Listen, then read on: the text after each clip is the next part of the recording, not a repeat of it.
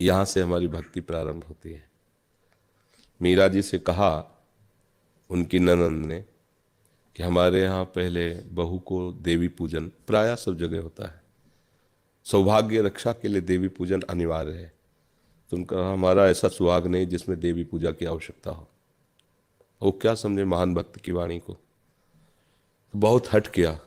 और वो थी विधवा, तो उनका क्या आपने देवी पूजा नहीं की क्या, आपका सुहाग तो उजड़ गया है।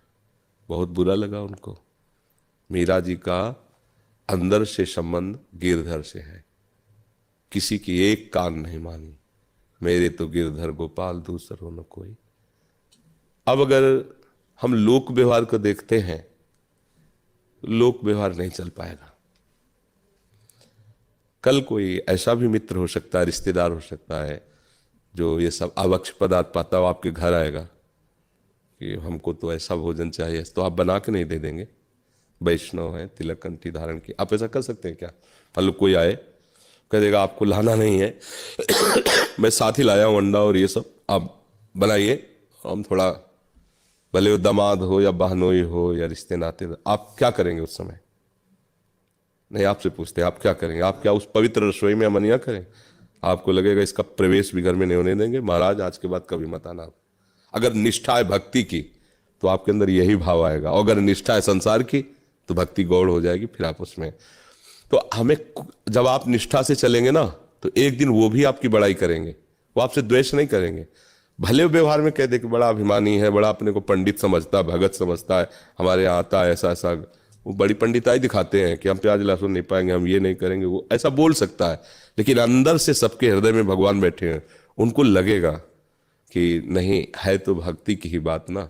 इसलिए हमें लगता है कि जहां तक हो सके तहां तक बचे अपने भोजन, क्योंकि भोजन से भजन की भूमिका बनती, पक्का समझ लेना। भोजन गलत हो गया तो सोचे विचार ही गलत हो जाएंगे, और जब विचार ही गलत है तो आप चल कैसे पाओगे इस मार्ग में?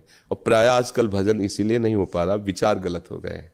विचार इसलिए गलत हो गए कि भोजन, नए नए बच्चे हैं, पवित्र रसोई का भोजन सुहाता नहीं उनको। आजकल चला है वो पिज्जा, वो सेमई जैसा ऐसे ऐसे करके किया जा, क्या है, हाँ लूडो चाउमीन, जो चाउमीन, हाँ वही, हाँ हाँ, हाँ, मैगी मैगी।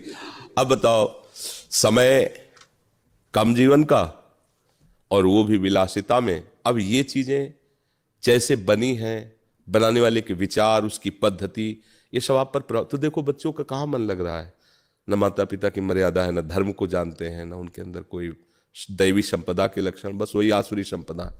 अगर कोई माता पिता डांटता तो कहते प्लीज आप अपनी जिंदगी जीजिए, मुझे अपनी जिंदगी जीने दीजिए। तुम्हारी जिंदगी ही क्या, तुम क्या समझ पाए हो कि तुम्हारी जिंदगी क्या है?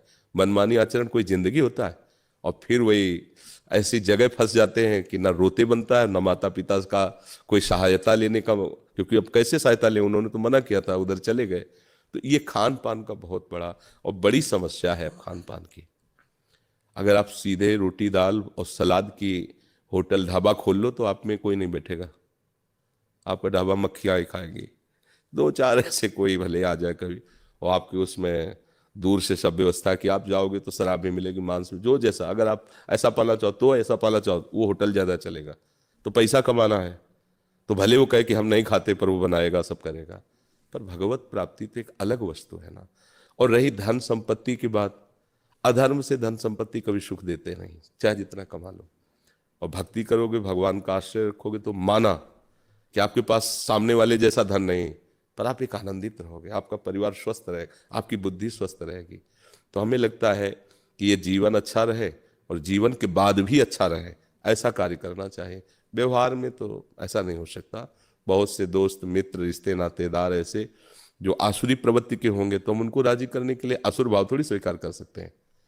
तो अब ये इतना तो आपको देखना ही पड़ेगा, इतनी तो सहना ही पड़ेगा, चार की गालियां तो सहनी पड़ेंगी। अपना मित्र जिसने प्रभु को बनाया, संसार ने उसके साथ बुरा व्यवहार किया। किसी का चरित्र पढ़ के देख लेना, जिसने जितना, देखो मीरा जी को कितना सताया गया, ऐसे निश्चल महात्मा मीरा जी को क्या अपराध था, जहर पिलाया गया, रोज उनको कष्ट दिए जाते थे। क्या क्या उनका तो चरित्र ही है। किसी भी भक्त के चरित्र को देख लीजिए, तो हो सकता है आपको भी विरोध सहना पड़े, पर अपने प्यारे के लिए अगर विरोध सहना पड़े तो अमृत तुल्य है। प्यारे को छोड़कर इस मृत्यु के संबंधियों की पुष्टता चाहे, ये तो मृत्यु ही है। इसलिए धैर्यवान रहो, और मुझे लगता है कोई भगवत भक्त का कुछ बिगाड़ नहीं सकता।